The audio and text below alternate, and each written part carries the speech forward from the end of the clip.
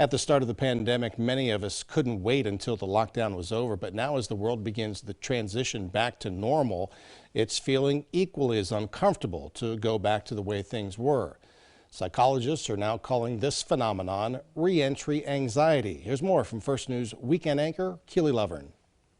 As the world eases back into normalcy, many are feeling uneasy about what that will be like. I think people have a right to, feel a little bit uncomfortable. And just as feelings of discomfort surrounded the start of lockdown, coming out of it is causing a similar reaction. And I think that's a natural human phenomena, just fear of the unknown. Dr. Spirito says there can be two sides to this re-entry anxiety. Some people are still afraid of catching or spreading COVID-19, while others are uneasy about re-entering socially. With any kind of big transition, like you said, there's going to be discomfort. And that in of itself is not a problem.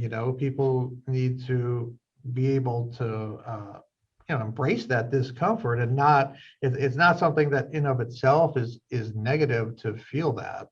A recent study by the Associated Press shows that 83% of Americans are at least somewhat concerned that re-entry will lead to another surge in coronavirus cases. I think the situation is continuing to evolve and improve.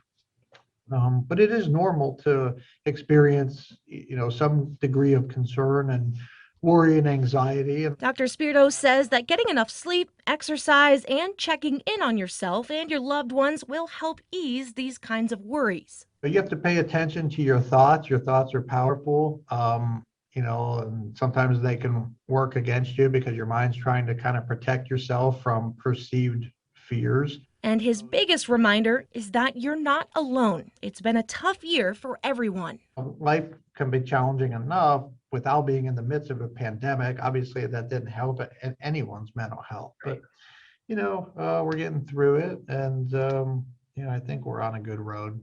Keely Lovern, WKBN 27 First News.